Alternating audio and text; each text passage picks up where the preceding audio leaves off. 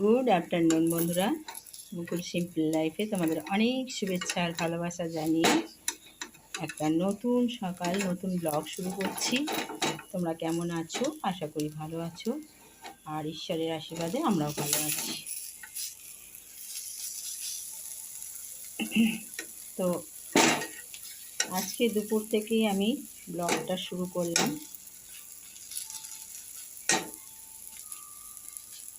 তো এখন আমি তিলের বড়া করছি মুচমুচে। কারা এরকম মুচমুচে তিলের বড়া শুকনো ভাত দিয়ে খেতে ভালোবাসো আমার মতো? অবশ্যই কমেন্ট করে জানাবে। চলো, খিদে পেয়েছে, ভাতটা বেড়ে নিই, কথা বলবো তোমাদের সাথে। আমরা খেতে বসে গেছি। আমাদের আজকে কিছু রান্না করিনি, আজকে সব রান্নাই করা ছিল। এটা একটা আলুর খুব ভালো তরকারি করেছে তিন্নি, তিল সব দিয়ে, প্রচণ্ড ঝাল, বেশ ভাল লাগছে, খুব টেস্টি করেছে। আর আমার কালকে এঁচড়ের তরকারিটা অনেকটা বেড়ে গেছিলো। আর এখানে চাটনি আছে, এখানে ডাল সেদ্ধ আছে, এখানে তিলের বড়া আছে, এখানে দই আছে। আজকে কোনো কিছু রান্না না করেও অনেকগুলো পদ দিয়ে আমরা খাচ্ছি। তোমাকে ভাত দেবো? ডালটা কখন খাবে? আর তিলের বড়া দেবো, ঠিক আছে? আস্তে আস্তে খাও, সব দিচ্ছি। হ্যালো বন্ধুরা, আমাদের খাওয়া হয়ে গেল, এখনও খাওয়ার টেবিলেই বসে আছি। আর তোমাদের দাদাভাইও খাচ্ছে, খাওয়া হয়ে গেছে প্রায় শেষের দিকে। আজকে না রান্না করেই এত আলো আসছে, আসলে ঘরে জানলাটা খোলা আছে না, প্রচণ্ড আলো আসছে। আর এদিকে লাইটটা জ্বাললে না খুব হয়, লাইট হয়, প্রচণ্ড মুখের মধ্যে পড়ে। এদিকে লাইটটা জ্বাললে ঠিক থাকে, তাই এদিকে লাইটটা জ্বালা হয়েছে। আর আজকে রান্না করিনি, রান্না না করেই একঘর রান্না হয়ে গেছে, কারণ তিনি অনেকগুলো তরকারি রান্না করে পাঠিয়েছে, মানে শুধু এখন নয়, রাত্রির জন্য। মানে একটা তরকারি, দুটো তরকারি, ডাল, সব কিছু করে পাঠিয়েছে। আর আমার এদিকে এঁচড়ের তরকারি, আমের চাটনি সব রাখা ছিল। তার প্রতিদিনের মতন তো ভোগ টোক তো আছেই। এখন দইটা রাখা আছে, ওটা এখন খাওয়া যাবে না, উঠে খেতে হবে। সেই জন্যে আজকে রান্না করিনি বলে তোমাদেরকে কিছু শেয়ারও করতে পারলাম না। খালি তিলের বড়া করলাম। হ্যাঁ, তিলের বড়াটা আমি করেছি, এখন করলাম, তোমাদের দেখালাম, ওইটুকুই করেছি শুধু, আর কিছু রান্না করিনি। জল দিতে হবে, ওটার জন্য রান্না করেছি ওইটুকুনি শুধু। তো সেই জন্য সেইটুকুই তোমাদেরকে দেখালাম, ভাবলাম কিচ্ছু দেখাবো না, ওইটুকু শুধু দেখাই তোমাদের। আর যেটুকু করেছি সেটুকুই দেখালাম। এরপর ডিমের অমলেট টমলেট করার অনেক রকমই প্ল্যান ছিল, কিন্তু সেগুলো এত ভাতের চেয়ে তরকারি বেশি হয়ে গেছে যে আর খাওয়া যাবে না। তারপরেও তোমার দাদাভাইকে বললাম যে আমি এত খেতে পারছি না, আমার এত ভালো লাগে না খেতে, আমি তো খুব বেশি খেতে আমার একদম ভালো লাগে না কোনো দিন। তোমাদের দাদাভাইকে বললাম তুমি নিয়ে নাও, আর ও খেয়ে নিল। তো চলো, পরে আবার তোমাদের সাথে কথা বলছি। খাওয়া দাওয়ারগুলো পরিষ্কার টরিষ্কার করে নিই, তারপরে তোমাদের সঙ্গে পরে কথা বলছি, ঠিক আছে? দৌড় দিয়ে কুলপি যাচ্ছিলো, কুলপি খেলাম কিনে।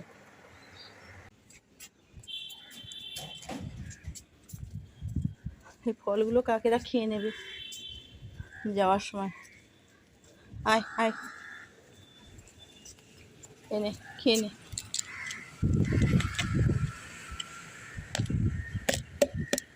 আয় আয় আয়,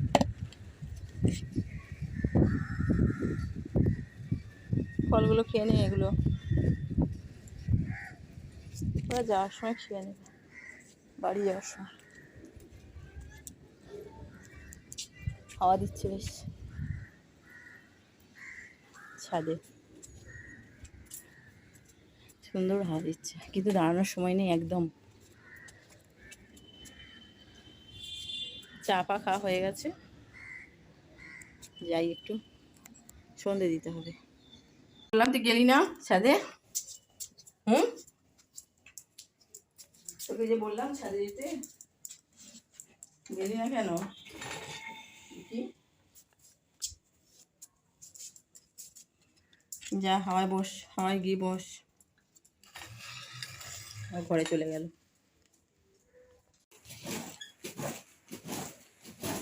হ্যালো বন্ধুরা, এতক্ষণ লাইভে ছিলাম আর তোমাদের কাছে অনেকক্ষণ বাদে আসলাম।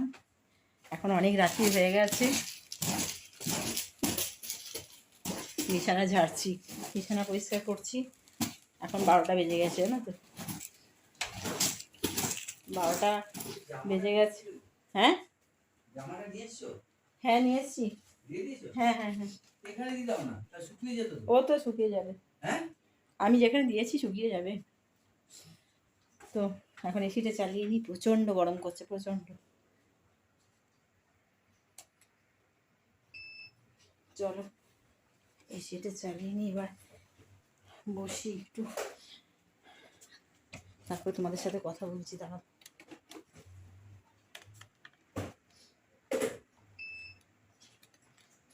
আর এখন কি বলো তো, রাত্রিরে সবার বাড়িতেই এসি চলছে তো, আর এসি চলতে লোড আর নিতে পারছে না। দাঁড়াও, দরজাটা বন্ধ করি। এসি আর একদম লোড নিতে পারছে না, তাও দেখো 26-এ করে রেখেছে। একটা দুটো নিয়ে আমাকে দিয়ে দেবে, একটা দাও। আচ্ছা ঠিক আছে, আমি এখান থেকে কিনবো। হ্যাঁ, এসি এখন আর লোড নিতে একদম পাচ্ছে না, কারণ এই গরমে প্রত্যেকের বাড়িতে এসি, আর মাঝরাতে এসি উড়ে যাচ্ছে, জানো, এরকম অবস্থা হচ্ছে। আর ফ্যানের হাওয়াতে কিচ্ছু হচ্ছে না। যদি বলো যে ফ্যানের হাওয়াতে, যাদের এসি নেই তারা ফ্যানের হাওয়াতেই তো রয়েছে, সেটা খুবই সত্যি কথা। কিন্তু একবারে এসির তলায় থেকে গিয়ে না আর ফ্যানের হাওয়া যেন থাকা যাচ্ছে না, একেবারে প্রচণ্ডই কষ্ট হচ্ছে। এই কিছুক্ষণ এখন ঘরটা ঠান্ডা হলে তবে নিশ্চিন্ত। দরজাটা ভালো করে বন্ধ করে দিয়ে দেবো।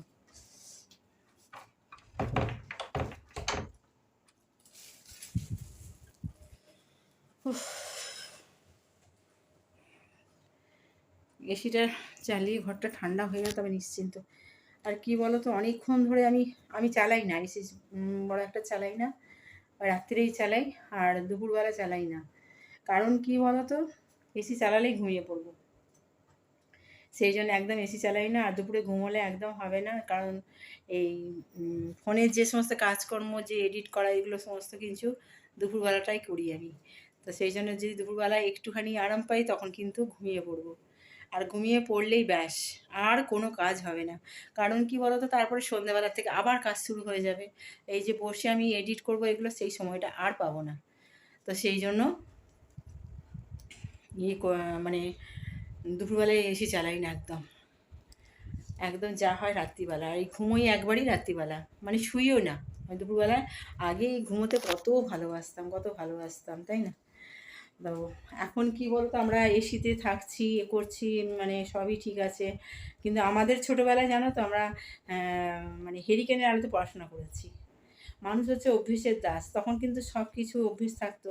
হ্যাঁ, কষ্ট কি আর হতো না? নিশ্চয়ই কষ্ট হতো। কিন্তু আজকে আমরা দেখো যে ফ্যানের হাওয়াকেও বলছি যে গরম করছে, সবেতেই আমরা যেন পারছি না, এটা আমাদের একটা মুখের বুলি হয়ে গেছে। কিন্তু দেখো অনেকের তো ফ্যানও নেই, বলো তারা কি করে আছে, তাই না? মানুষ হচ্ছে সবসময় যেটা অভ্যেস করবে তাই হবে। আমাদেরও যেটা অভ্যেস ছিল একরকম, আর তারপরে এখন আবার এমন অভ্যেস হয়ে গেছে যে এই গরমে এসি না হলে শোয়া যাচ্ছে না। তো একবার কি হয়েছিল বলো তো, আমি সন্দেশখালির ওখানে একটা গ্রামে গেছিলাম বিয়েবাড়িতে। তো সেইখানে গিয়ে মানে এতটাই খারাপ লাগছিল যে 2 দিন ছিলাম আর কি বিয়েবাড়িতে।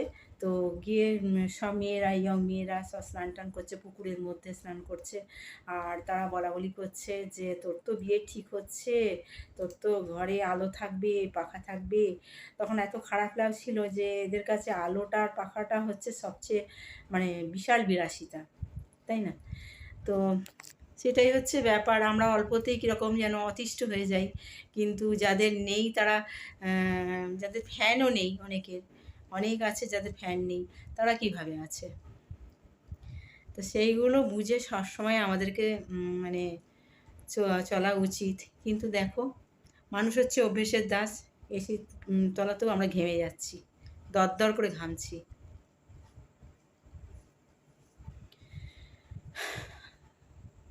সেই হচ্ছে ব্যাপার, হচ্ছে মানুষ যেটা অভ্যেস করবে সেটাই হবে। একদিন কিন্তু আমরাও লণ্ঠনের আলোতেই পড়াশোনা করেছি, আর আজকে দেখো এসির তলা ছাড়া থাকতে পারছি না। এইগুলো মানে সত্যি করে ভাবতেও খারাপ লাগে, ভীষণই খারাপ লাগে যে একই মানুষের কত রকমের মানে অবস্থা হয় আর কি, তাই না?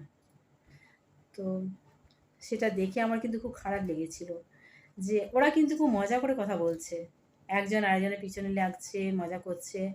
হ্যাঁ, তোর তো বিয়ে ঠিক হবে, হয়েছে, যেখানে আলো থাকবে, পাখা থাকবে। আগে মানুষ কী করতো, যে মাথার উপর ছাদ আছে এটা বড় করে ভাবতো, যে ভাড়া বাড়িতে থাকতে হচ্ছে না, এটাই বড় কথা। এখন মানুষের দেখো যত পায় কিন্তু তাদের কিন্তু, আমাদের প্রত্যেকের কথা, আমি নিজেদের কথাই বলছি, আমাদের কিন্তু খেদ মেটে না, আর চাহিদা কিছুতেই মেটে না, তাই না? আমরা যেরকম সুখে রয়েছি বা যেরকম আরামে রয়েছি, আমাদের কিন্তু মা ঠাকুমারা কিন্তু এতটা আরামে ছিল না। তোমরা নিজেরাও ভেবে দেখবে, আমাদের মা ঠাকুমারা কিন্তু এতটা আরামে ছিল না, কিন্তু তবুও আমরা যেন সবসময় বলি, ইস কী কষ্ট, কী কষ্ট, কী কষ্ট। অতএব মানুষের জানো তো কোনো দিন শান্তি নেই, কোনো দিন শান্তি নেই।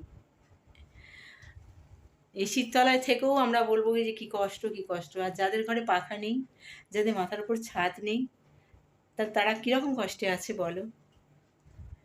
তো হয়তো কথাটা শুনতে তোমাদের খুব খারাপ লাগলো, কিন্তু এটা বাস্তব, তাই না?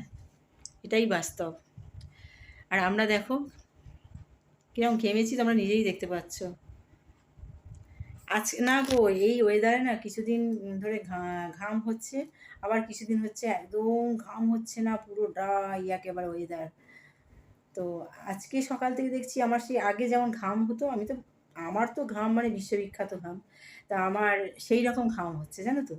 তো সেই জন্য আমি দেখছি আজকে মানে সেই এত ঘাম হচ্ছে, এত ঘাম হচ্ছে, যে ঘাম যেতেই আমার ভীষণ টাইম লাগছে। ৩ বার অলরেডি চান হয়ে গেছে।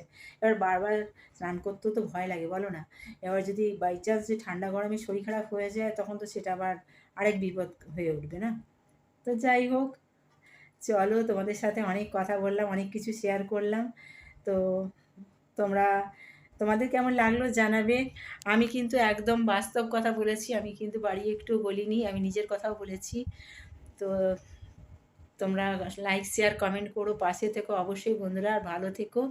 আর এই গরমে সবসময় তোমরা সাবধানে থেকো, ঠিক আছে? তো চলো আজকের মতো টাটা, কালকে আবার তোমাদের সাথে একটা নতুন ব্লগে দেখা হচ্ছে। ততক্ষণে তোমরা ভালো থেকো আর সুস্থ থেকো, বারবার বলছি, ঠিক আছে?